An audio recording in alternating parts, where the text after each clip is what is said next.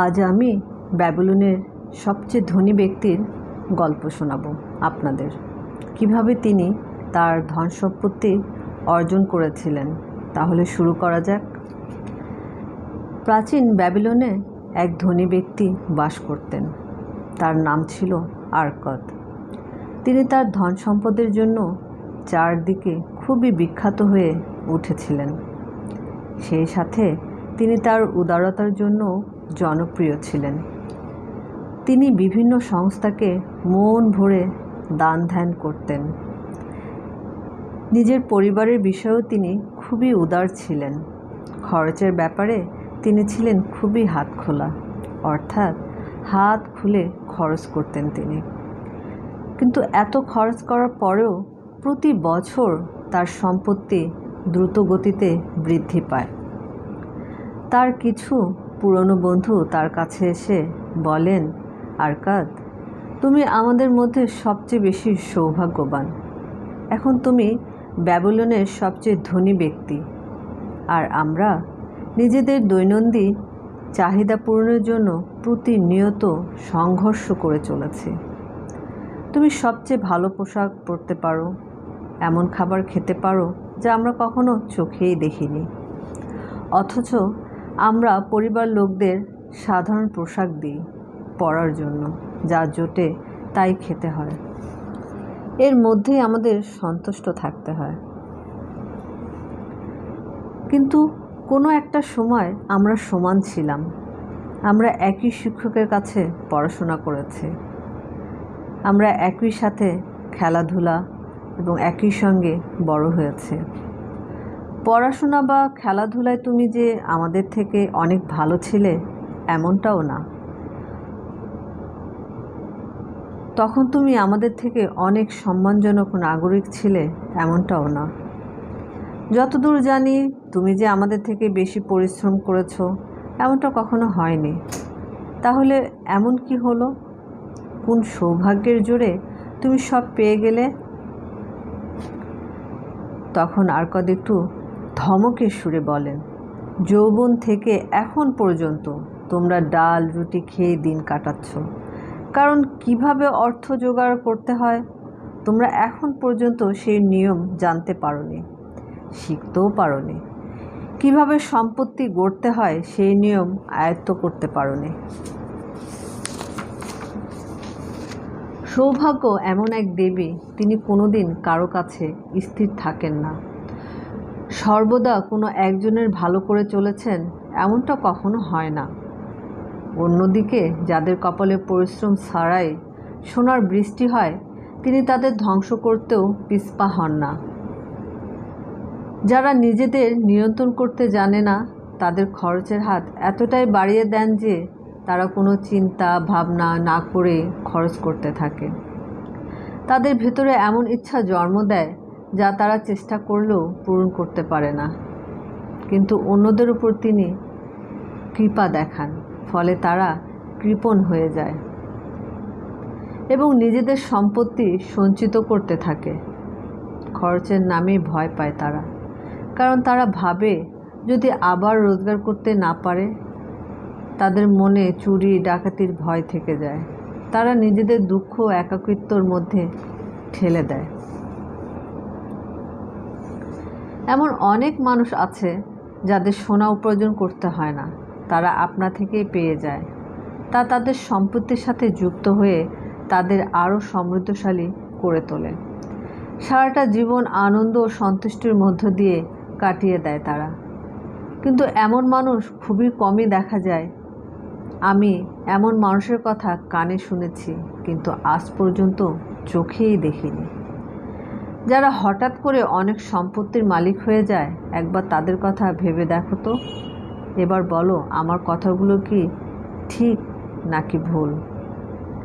যারা বংশ পরম্পরায় সম্পত্তি লাভ করে এমন কিছু লোকদের তার বন্ধুরাও চিনত, তাদের জন্য এই কথাগুলি প্রযোজ্য। কিন্তু তার বন্ধুদের প্রশ্ন ছিল, তিনি কিভাবে এত সম্পত্তির মালিক হলেন? তখন তিনি বলেন, তখন আমি যুবক, আমি নিজেকে দেখি এবং কোন জিনিসগুলি আমাকে আনন্দ দিতে পারে সেই দিকে নজর দিই। যে জিনিসগুলি আমাকে আনন্দ সন্তুষ্ট দিতে পারত, এমন জিনিসগুলোর শক্তি ক্রমশ বৃদ্ধি পেতে থাকে। আসল অর্থ হলো একটা শক্তি। অর্থের দ্বারা অনেক কিছু পাওয়া বা করা সম্ভব। মানুষ নিজের ঘরের সবচেয়ে মূল্যবান জিনিস দিয়ে সাজাতে পারে। মানুষ ইচ্ছে করলেই সমুদ্র যাত্রা করতে পারে। স্বর্ণকাররা সোনা ও পাথরের উপর পালিশ করে যে গয়নাগুলি বানায়, মানুষ ইচ্ছা করলে সেগুলি পরতে পারে। মানুষ ভগবানের জন্য বড় বড় মন্দির তৈরি করতে পারে, যার সাহায্যে ইন্দ্রিয়ের সুখ লাভ করা যায়, আত্মার সন্তুষ্টি লাভ করা যায়। আমি যখন এই বিষয়গুলি অনুভব করতে পারি, তখন ঠিক করি পৃথিবীতে ভালো বলতে যা কিছু আছে সেই সমস্ত কিছু উপভোগ করব। যারা দূর থেকেই শুধু চোখ দিয়ে বিভিন্ন রকম জিনিস দেখে আর অন্যরা তা উপভোগ করতে পারে না, তাদের কথা একবার চিন্তা করে দেখো তো। এমন মানুষ আমি হতে চাই না। আমি সস্তার পোশাক পরব না। এমন পোশাক পরব যা পরলে আমাকে সম্মানীয় দেখাবে। একজন গরিব হয়ে জীবনের সন্তুষ্ট থাকতে পারবো না, বরং ভালো বাজারের ক্রেতা হয়ে উঠব। আমি খুব সাধারণ পরিবারে জন্মে নিয়েছিলাম। পরিবারের অনেক বড় ছিল। বাবা ছিলেন সাধারণ ব্যবসায়ী, তাই উত্তরাধিকারে প্রচুর সম্পত্তির মালিক হওয়ার কোনোভাবেই সম্ভব ছিল না। খুব যে বেশি প্রতিভাবান সম্পন্ন ছিলাম বা বুদ্ধিমান ছিলাম এমনটাও না, কিন্তু মনের নিজের সমস্ত ইচ্ছা পূরণের জেদ ছিল। তখন মনে হয়েছিল এই ইচ্ছা পূরণের জন্য আমার সময় ও অধ্যয়নের প্রয়োজন। সময় এমন একটা জিনিস যা প্রতিটা মানুষের কাছে সমানভাবে প্রচুর পরিমাণে থাকে। তোমাদের মধ্যে প্রত্যেকের কাছে ধনী হওয়ার জন্য প্রচুর সময় আছে। তা সত্ত্বেও তোমরা বলো তোমাদের কাছে একটা ভালো পরিবার ছাড়া দেখার মতো আর কিছুই নেই, যা নিয়ে গর্ববোধ করতে পারো। পড়াশোনা শেখার সময় আমাদের বিচক্ষণ শিক্ষকরা দুটি কথা বলেছিলেন, মনে আছে? প্রথমত, সেই বিষয়গুলি আমরা শিখেছি যেগুলি আমরা জানি। দ্বিতীয়, সেই প্রশিক্ষণ যার থেকে আমরা সেই জিনিসগুলি খুঁজে বের করতে পারি সেগুলো আমরা জানি না। তাই আমি ঠিক করি কিভাবে সম্পত্তি অর্জন করা যায়। আমি সেই উপায় শিখব। তা শেখার পর ভালো করে পরীক্ষা করে দেখব। যতক্ষণ আমরা এই পৃথিবীতে আছি ততক্ষণ পর্যন্ত সূর্যের আলো উপভোগ করাই বুদ্ধিমানের কাজ নয় কি? আমি রেকর্ডের গৃহে একজন স্ক্রাইব হিসাবে কাজ পাই। প্রতিদিন ঘন্টার পর ঘন্টা মাটি ট্যাবলেটের উপর পরিশ্রম করতাম। সপ্তাহের পর সপ্তাহ, মাসের পর মাস পরিশ্রম করতাম, কিন্তু কিছুতেই নিজের উপার্জন বৃদ্ধি পাচ্ছিল না। যা উপার্জন করতাম তা দিয়ে খাওয়া পড়া চলে যেত, সংসারের বাকি খরচ সেটাও চলে যেত। কিন্তু আমি নিজের সংকল্প কোনোদিন ভুলিনি। একদিন গনিমেশ, যিনি টাকা পয়সা ধার দিতেন, আসেন। শহরের মালিকের ঘরে এসেছিলেন উনি। তিনি নবম নিয়মে কপির অর্ডার দেন আর আমাকে বলেন, আমি যদি কাজটা সময়ের মধ্যে করে দিতে পারি তাহলে উনি আমাকে 2 তামার পয়সা দেবেন। এই কাজ সম্পূর্ণ করার জন্য আমি প্রচুর পরিশ্রম করি, কিন্তু নিয়মটা ছিল খুবই দীর্ঘ। আর আলগমিশ যখন আসেন তখনও আমার কাজটা শেষ হয়নি। তিনি খুবই রেগে যান। তার সাথে পেয়াদারও ছিল। তারা ইচ্ছা করলেই আমাকে ধরে মারতে পারত, কিন্তু আমি জানতাম শহরের মালিক সেই কাজ করতে দেবেন না। তাই আমি নির্ভীক হয়ে বলি, আলগমিশ, আপনি তো অনেক সম্পত্তির মালিক। আপনি বলবেন আমি কিভাবে ধনী হতে পারি? আমি সারা রাত জেগে আপনার কাজ শেষ করে দেব। কাল সকালের মধ্যে আপনি সম্পূর্ণ কাজ পেয়ে যাবেন। আমার কথা শুনে তিনি হাসেন আর বলেন, তুমি দাস হলেও তোমার মধ্যে সাহস আছে। আমি এই সওদা মঞ্জুর করছি। আমি সারা রাত জেগে লিখি। আমার পিঠে অসহ্য ব্যথা করছিল। কালির গন্ধে আমার মাথা ব্যথা করছিল, যাতে করে আমি চোখে দেখতে পারছিলাম না। কিন্তু তিনি যখন আসেন ততক্ষণে আমার ট্যাবলেটের কাজ সম্পূর্ণ হয়ে গিয়েছিল। উনি আসার পর আমি ওনাকে বলি, আমি নিজের কথা রেখেছি, এবার আপনার কথা রাখার পালা। হ্যাঁ, সত্যি তুমি তোমার কথা রেখেছ। ওনার কণ্ঠস্বরে মিষ্টি একটা ভাব ছিল। এবার আমার কথা রাখার পালা, এবার তুমি যা চেয়েছিলে তাই বলার পালা। আমার বয়স হয়েছে, আজকাল একটু বেশি কথা বলি। যখন কোনো যুবক কোনো বৃদ্ধের কাছে পরামর্শের জন্য আসে, তখন সে বহু জ্ঞান সঞ্চয় করতে সক্ষম হয়। কিন্তু অনেক সময় যুবকরা ভাবে বৃদ্ধদের শুধুমাত্র অতীতের জ্ঞান আছে, তাই তারা সম্পূর্ণ লাভ থেকে বঞ্চিত থেকে যায়। কিন্তু বৃদ্ধ অবস্থায় জ্ঞান অনেকটা উজ্জ্বল নক্ষত্রের মতো, যা কখনো বদলায় না, যার দ্বারা জাহাজের নাবিকরা দিক নির্দেশ খুঁজে পায়। আমার কথাগুলি মনে রেখো, কারণ তুমি সেইগুলি মনে না রাখো তাহলে কখনোই সেই সত্যিকে ধরতে পারবে না, যে সত্যি এখন আমি তোমাকে বলতে চলেছি। এখন তোমাকে যে কথাগুলি বলবো তা শুনে হয়তো তোমার মনে হতে পারে তোমার রাতের সমস্ত পরিশ্রম বৃথা হয়ে গেল। তখন তিনি আমার দিকে একটু চতুরের মতো তাকান, খুবই ধীরে অথচ দৃঢ়তার সাথে বলেন, আমি তখনই ধন সম্পত্তির মুখ দেখতে সক্ষম হয়েছিলাম যখন আমি বুঝেছিলাম যে নিজের অর্জিত অর্থের একটা অংশ নিজের কাছে বাঁচিয়ে রাখা উচিত, আর আজ থেকে তুমি সেভাবেই চলবে। তখন তিনি আমার দিকে তাকিয়েছিলেন, কিন্তু মুখে কোনো কথা বলেননি। আমি একটু আশ্চর্য হয়ে জিজ্ঞাসা করি, ব্যাস এইটুকুই? তিনি উত্তরে বলেন, যে কোনো একটা সময় ভেড়া চড়াতাম, আজ সে সুদখোর মহাজন। এইটুকু পরিবর্তন যথেষ্ট নয় কি? আমি তখন জিজ্ঞাসা করি, কিন্তু আমি যা উপার্জন করেছি তা তো নিজের জন্যই করেছি। জবাবে তিনি বলেন, না, তা কখনোই না। তুমি দর্জির কথা ভুলে গেলে?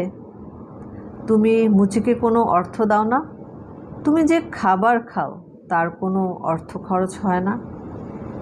ব্যাবিলনে কোনো অর্থ খরচ না করে তুমি থাকতে পারবে কি?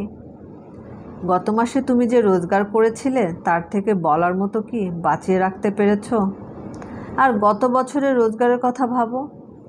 মূর্খ, তুমি সবাইকে অর্থ দাও কিন্তু নিজের জন্য কিছুই রাখো না। বোকা তুমি, তো অন্যের জন্য পরিশ্রম করো। এর চেয়ে ভালো দাস হয়ে থাকো। প্রভুর জন্য কাজ করো, তার বিনিময়ে যে খাবার পরা পাবে তাই নিয়ে সন্তুষ্ট থাকার চেষ্টা করো। নিজের রোজগারের 10% যদি জমিয়ে রাখতে পারতে তাহলে এক বছরে তোমার কাছে কত টাকা জমতো তা কখনো ভেবে দেখেছো কি? আমার অঙ্গের জ্ঞান আমাকে কখনো ছেড়ে যায়নি, তাই অবাক হয়ে জিজ্ঞাসা করি, এক বছরে যা রোজগার করি? তিনি বলেন, তুমি সম্পূর্ণই সত্য বলছো না। সোনার যে অংশ তুমি নিজের জন্য বাঁচিয়ে রেখেছ সেইগুলিকে তোমার জন্য কাজ করাতে হবে। তামার যে অংশ তুমি উপার্জন করো তা তোমার জন্য কাজ করবে। যদি তুমি ধনী হতে চাও তাহলে রোজগারের একটা অংশ তোমাকে বাঁচাতেই হবে, আর তা বাচ্চাদের রোজগার করতে হবে, আর তার থেকে তুমি সেই সমস্ত সম্পত্তি পেতে পারো যা তুমি পেতে চাও। তিনি বলেন, তোমার কি মনে হচ্ছে সারা রাত ধরে তুমি যে কাজ করলে তার বিনিময়ে আমি তোমাকে প্রতারণা করার চেষ্টা করছি? কখনোই না। তবে যদি তুমি আমার কথাগুলো বুঝে থাকো তাহলে বুঝবে আমি তোমাকে 1000 গুণ বেশি মূল্য দিচ্ছি। নিজের উপার্জনের একটা অংশ তোমাকে নিজের কাছে রাখতেই হবে। তুমি যত কমই রোজগার করো না কেন তার 10% নিজের কাছে রাখার চেষ্টা করতে হবে। যদি সম্ভব হয় তাহলে এর চেয়েও বেশি রাখতে পারো। আগে নিজেরটা সরিয়ে রাখো, তারপরে দর্জি বা মুচিকে দেওয়ার কথা ভাববে। ভগবান যেটুকু জোটাবেন সেটুকুর মধ্যেই সন্তুষ্ট থাকার চেষ্টা করো। অর্থ একটা ছোট বীজের মতো। সেই বীজ থেকে একদিন চারা গাছের জন্ম হয়, তারপর ধীরে ধীরে তা বৃক্ষের আকার ধারণ করে। যত শীঘ্রই বীজ বপন করতে পারবে তত শীঘ্রই গাছের জন্ম হবে। নিজের সঞ্চয় দ্বারা এই গাছকে যত বেশি জল ও সার দিতে পারবে তা তত শীঘ্রই বড় হয়ে উঠে তোমাকে ছায়া দিতে শুরু করবে। এই কথা বলে তিনি নিজের ট্যাবলেট নিয়ে সেখান থেকে চলে যান। তার বলা কথাগুলো আমি বারং ভাবতে থাকি। আমার মনে হয়েছিল তিনি ঠিকই বলেছেন। তাই আমি ঠিক করি আমি সম্পূর্ণ বিষয়টা পরীক্ষা করে দেখব। তারপর থেকে যখনই আমার হাতে মুদ্রা আসতে শুরু করে, প্রতি 10টা তামার মুদ্রার মধ্যে একটা আমি নিজের জন্য লুকিয়ে রেখে দিতাম। কথাটা শুনতে অবাক লাগতে পারে, কিন্তু তারপর থেকে আমার কাছে অর্থের অভাব হয়নি। আমি খেয়াল করে দেখি এই একটা পয়সাও কম হয়ে যাওয়ার জন্য আমাকে খুব একটা সমস্যায় পড়তে হয়নি। কিন্তু আমার সঞ্চিত অর্থ যত বৃদ্ধি পেতে থাকে তখন আমার মনে বিভিন্ন জিনিস ক্রয় করার ইচ্ছা বৃদ্ধি পেতে শুরু করে। ব্যবসায়ীদের দেখানো বিভিন্ন সুন্দর জিনিসগুলি কেনার জন্য মন ব্যাকুল হতো, কিন্তু আমি নিজের উপর নিয়ন্ত্রণ রাখি, সেই বস্তুগুলি কেনা থেকে বিরত থাকি। সেই ঘটনার পর 12 মাস কেটে যায়। একদিন আলগমিশ আমার কাছে আসেন আর বলেন, গত বছর তুমি যা রোজগার করেছো তার থেকে 10% নিজের জন্য বাঁচিয়ে রেখেছো কি?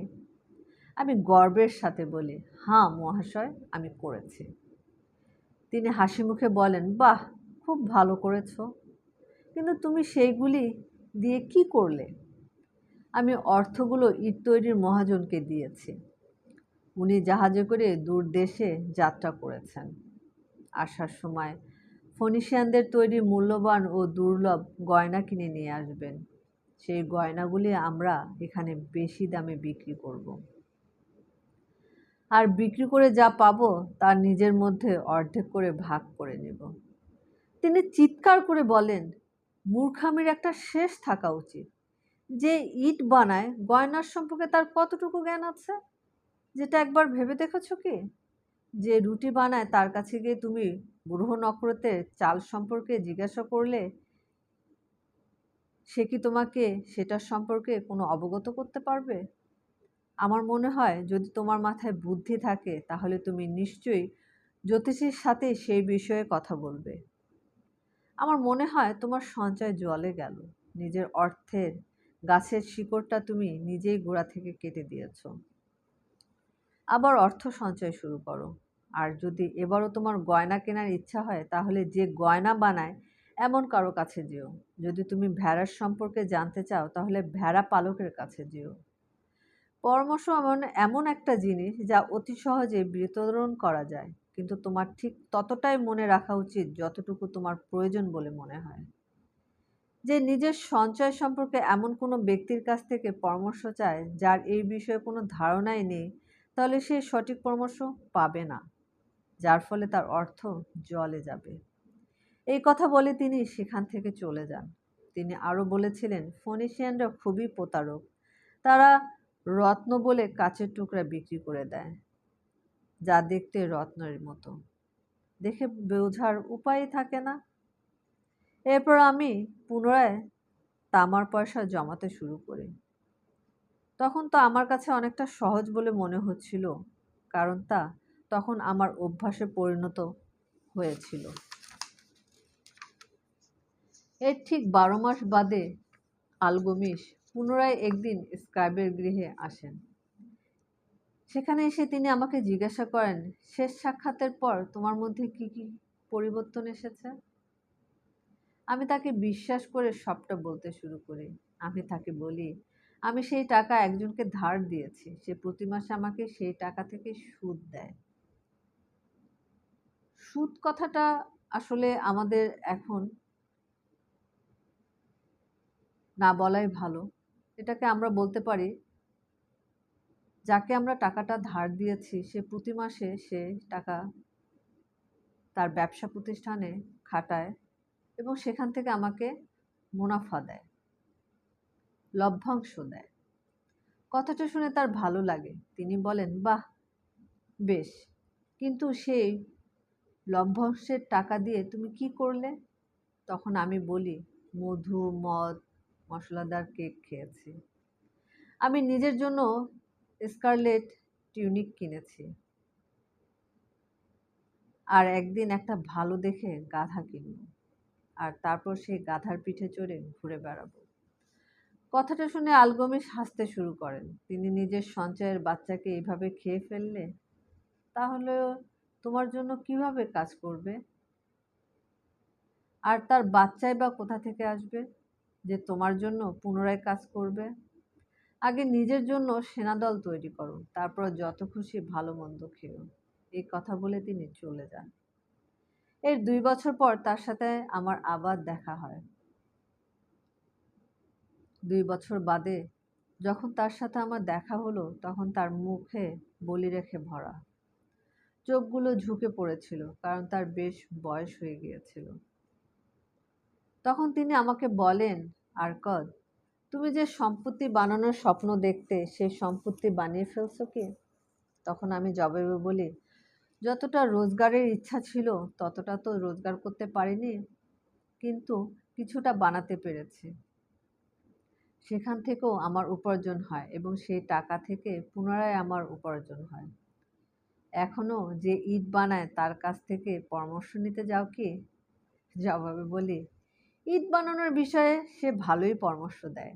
এই কথা শোনার পর তিনি বলতে শুরু করেন, আরকদ, যা শেখার ছিল তা তুমি খুব ভালো করে শিখে ফেলেছ। নিজের উপার্জন থেকে কিভাবে সঞ্চয় করতে হয় তা তুমি শিখে গিয়েছো। কার কাছ থেকে কোন পরামর্শ নেওয়া উচিত, অর্থাৎ কে কোন বিষয়ে যোগ্য পরামর্শ দিতে পারে, সেটা বুঝতে শিখেছ। আর নিজের সঞ্চিত অর্থ কিভাবে নিজের কাজে লাগানো যায়, তা দিয়ে কিভাবে নিজের কাজ করা যায় তা তুমি শিখে গিয়েছো।